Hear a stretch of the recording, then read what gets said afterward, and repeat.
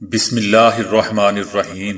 السلام علیکم دوستو، دنیا بھر کی خبروں میں آج آپ سنیں گے، لیکن اس سے پہلے اگر ہو سکے تو سبسکرائب اور لائک ضرور کر لیں، کیونکہ اس سے ایک تو موٹیویشن اور کام کرنے میں مزہ آتا ہے، اور دوسرا یہ پتہ چلتا ہے کہ آپ کو کس قسم کی خبریں پسند ہیں تاکہ وہی خبریں آپ تک پہنچائی جائیں۔ شکریہ۔ ویکسین پہلے امریکہ کو فراہم کرنا قابل قبول نہیں، فرانس۔ کورونا کا خاتمہ شاید کبھی ممکن نہ ہو، عالمی ادارہ صحت۔ اس سال حج کا ہونا شاید ممکن نہیں۔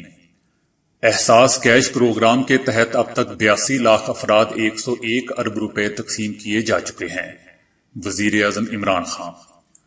ان کی مدد کریں اس سے پہلے کہ بہت دیر ہو جائے۔ کورونا کے کیا چین 10 دن میں 1 کروڑ ٹیسٹ کر سکتا ہے؟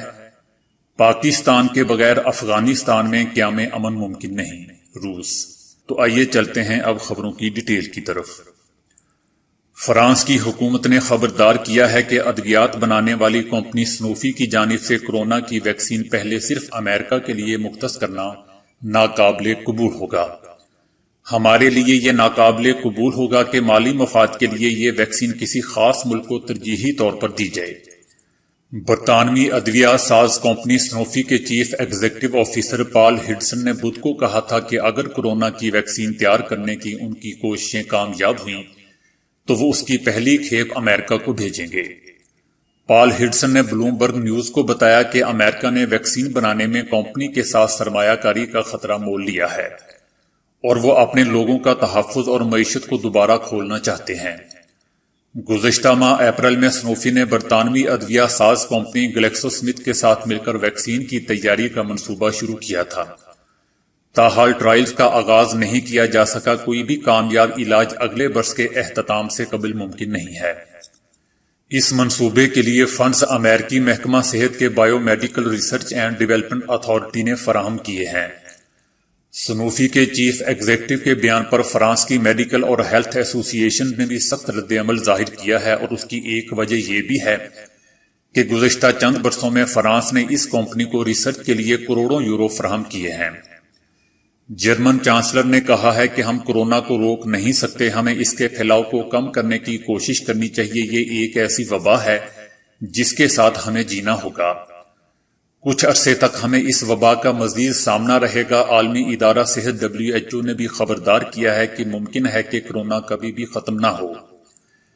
ادھر اقوام متحدہ نے بھی خبردار کیا ہے کہ کورونا کی وبا کے ساتھ ساتھ دنیا میں ذہنی صحت کا بحران بھی جنم لے رہا ہے، اور اس کی وجہ کئی ممالک میں ذہنی امراض کے علاج پر عدم توجہ ہے۔ عالمی ادارہ صحت کا کہنا تھا کہ HIV ختم نہیں ہوا ہے، مگر ہم نے اس کا مقابلہ کرنا سیکھ لیا ہے۔ ان کا کہنا تھا کہ ان کے خیال میں کوئی بھی یہ پیشگوئی نہیں کر سکتا کہ کورونا کی بیماری کا خاتمہ کب ہوگا۔ انہوں نے کہا کہ ویکسین کے بغیر لوگوں میں اس کے خلاف قوت مدافعت درکار سطح تک آنے میں کئی سال لگ سکتے ہیں۔ دنیا بھر میں کورونا کی ویکسین تیار کرنے کی 100 سے زیادہ کوششیں جاری ہیں، مگر ماہرین کا یہ بھی کہنا ہے کہ ہو سکتا ہے کہ یہ کبھی نہ بن سکے۔ اب بھی دنیا میں خسرہ جیسی کئی بیماریاں ہیں جن کی ویکسین موجود ہے، مگر ان کا خاتمہ نہیں کیا جا سکا۔ اس سال حج کا بڑے پیمانے پر انعقاد نہ ہونے کا امکان ظاہر کیا جا رہا ہے۔ سعودی حکومت کی جانب سے حج سے متعلق حتمی اعلان تاحال نہیں کیا جا سکا۔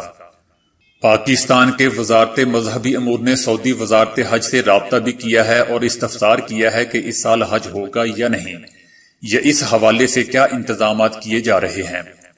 سعودی عرب کی جانب سے حکومت کو جواب دیا گیا ہے کہ کورونا کی صورتحال پر نظر رکھے ہوئے ہیں، صورتحال کلیئر ہونے پر تمام ممالک کو مطلع کیا جائے گا۔ حکام وزارت مذہبی امور کا کہنا ہے کہ سعودی عرب سے مسلسل رابطے میں ہیں۔ ایک کمرے میں ایک شخص کو رکھنے کی اجازت ہوئی تو حج بہت مہنگا ہوگا۔ حکام وزارت مذہبی امور کا مزید کہنا ہے کہ رمضان کے بعد حج کا فیصلہ ہوا تو ہنگامی انتظامات کرنے ہوں گے۔ رمضان المبارک کے بعد اگر حج کرانے کا فیصلہ ہوا تو ہمارے پاس وقت کم ہوگا۔ سعودی وزارت حج کی جانب سے حج 2020 کے ہونے یا نہ ہونے کے حوالے سے حتمی فیصلہ آئندہ ہفتے متوقع ہے، جس کی باضابطہ اطلاع سعودی عرب کی جانب سے پاکستان کو بھی دی جائے گی۔ وزیر اعظم عمران خان نے کہا ہے کہ احساس کیش پروگرام کے تحت 82 لاکھ افراد میں اب تک 101 ارب روپے تقسیم کیے جا چکے ہیں۔ اب تک مستفید ہونے والوں کی تعداد 82,98,671 ہے۔ وزیر اعظم نے کہا کہ احساس کیش پروگرام کے تحت یہ امداد پاکستان میں کرونا وبا سے پیدا ہونے والے معاشی بحران سے نپٹنے کے لیے مستحق افراد کو دی گئی ہے۔ انڈیا میں مودی سرکار نے لاک ڈاؤن کی وجہ سے بے روزگار ہو جانے والے مہاجر مزدوروں کی معاشی حالت بہتر بنانے کے کئی وعدے اور دعوے تو کیے ہیں، مگر اس کے باوجود یہ مزدور طبقہ سینکڑوں میل پیدل سفر کر کے اپنے آبائی علاقوں کو پہنچنا چاہتا ہے۔ ان مہاجر مزدوروں نے لاک ڈاؤن میں اپنی جان کا خطرہ مول لیتے ہوئے دہلی اور دیگر بڑے شہروں سے اپنے قصبوں کی جانب پیدل سفر کرنا شروع کر رکھا ہے، اور اس دوران اب تک کئی دل خراش واقعات بھی پیش آ چکے ہیں۔ ٹرین کی پٹری پر تھک ہار کر سوتے ہیں تو پھر جاگتے نہیں، ٹرین کی پٹری پر تھک ہار کر سوتے ہیں تو پھر جاگتے نہیں۔ کبھی ان کی بس کسی بڑے سانحے کا شکار ہو جاتی ہے تو کبھی بھوکے پیاسے اپنی منزل کی جانب پیدل سفر کرتے راستے میں ہی دم توڑ دیتے ہیں۔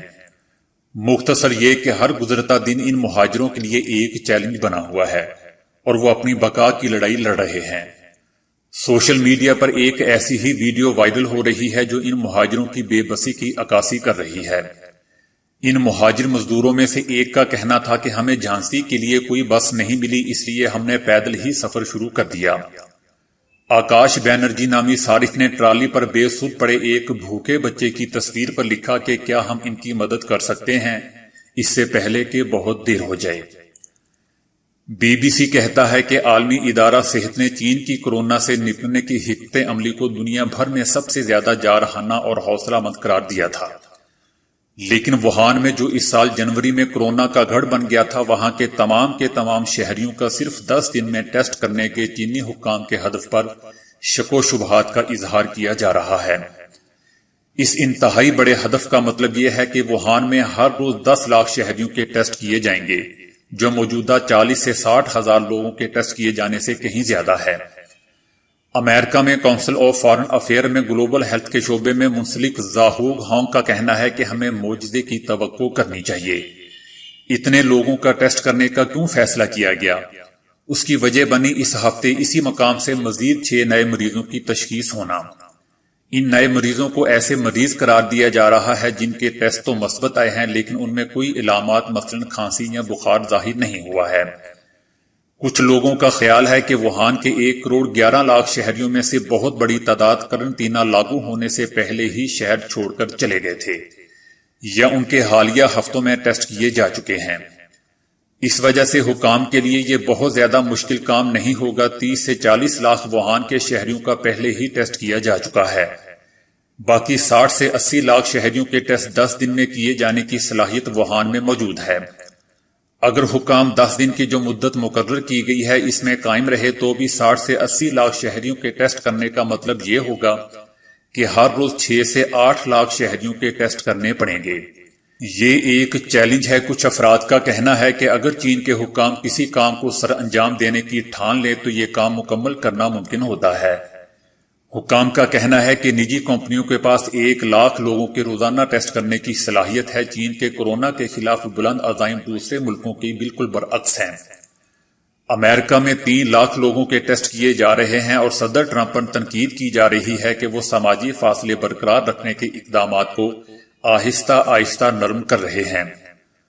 پروفیسر ہنگ کہتے ہیں کہ موجودہ حکمت عملی سے مستقبل میں وبا کا مسئلہ حل نہیں ہوگا کیونکہ ٹیسٹ اسی کا مثبت آئے گا جس میں یہ متحرک ہوگا۔ انہوں نے خبردار کیا کہ اس بات کا امکان موجود ہے کہ مستقبل میں الگ الگ جگہوں پر وبا پھوٹ پڑے اور اس مسئلے کا حل وسیع ٹیسٹ سے بھی ممکن نہیں ہے۔ روس نے کہا ہے کہ افغانستان کی سلامتی اور ترقی کا راستہ پاکستان سمیت خطے کی دیگر ریاستوں کی شراکت کے بغیر ناممکن ہے۔ افغانستان میں قیام امن کے لیے پاکستان سمیت خطے کے دیگر ممالک کا تعاون ضروری ہے۔ بھارت میں کورونا سے پیدا شدہ معاشی بحران سے نپٹنے کے لیے مرکزی حکومت کے مالیاتی پیکج پر تنقید کرتے ہوئے اپوزیشن کا کہنا ہے کہ حکومت کا اعلان مایوس کن ہے۔ حکومت کا یہ دعویٰ ہے کہ روزگار کے مواقع پیدا کرنے اور معیشت کو بحالی کے راستے پر لانے کے لیے یہ بہت بڑا معاشی پیکج ہے۔ جس کا بی جے پی نے خیر مقدم کیا ہے۔ کانگریسی لیڈر پی چدمبرم نے حکومت پر تنقید کرتے ہوئے کہا کہ حکومت خود اپنی جہالت اور خوف کی قیدی بن گئی ہے۔ سیتا رامن نے جو اعلانات کیے ہیں وہ مایوس کن ہے۔ حکومت کو زیادہ سے زیادہ مصارف پر زور دینا چاہیے، لیکن اس پر کسی کی کوئی توجہ نہیں ہے۔ حکومت کو زیادہ سے زیادہ قرض بھی حاصل کرنا چاہیے، لیکن اس کا کوئی ارادہ نہیں ہے۔ حکومت کو اولین کام یہ کرنا چاہیے کہ 13 کروڑ خاندانوں کو جو آبادی کے انتہائی نچلی سطح تک پہنچ گئے ہیں ان کے ہاتھوں میں پیسے رکھیں۔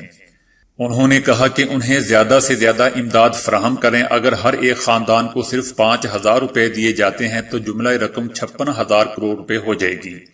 انہوں نے مزید کہا کہ غریبوں کی مدد کرنا مودی حکومت کی ترجیحات میں شامل نہیں ہے۔ ممتا بنرجی نے کہا کہ وزیر فنانس نے ریاستوں کے لیے کوئی پیشکش نہیں کی۔ ان اعلانات میں کوئی حقیقت نہیں ہے، بلکہ یہ ایک بہت بڑی بیان بازی ہے، یعنی جملہ بازی ہے۔ عوام کی آنکھوں میں دھول جھونکنے کی کوشش ہے۔ کروڑوں کی تعداد میں ورکر سڑکوں پر بھوکے پیاسے در در ٹھوکریں کھاتے پھر رہے ہیں تاکہ انہیں ایک وقت کا کھانا میسر ہو۔ لاک ڈاؤن کے نتیجے میں جو بحران پیدا ہوا ہے، جس کی وجہ سے کروڑوں عوام کے لیے اپنا وجود باقی رکھنا محال ہو گیا ہے۔ تو دوستو، آج کے لیے اتنا ہی۔ ویڈیو کو لائک اور شیئر کرنے کا بہت بہت شکریہ۔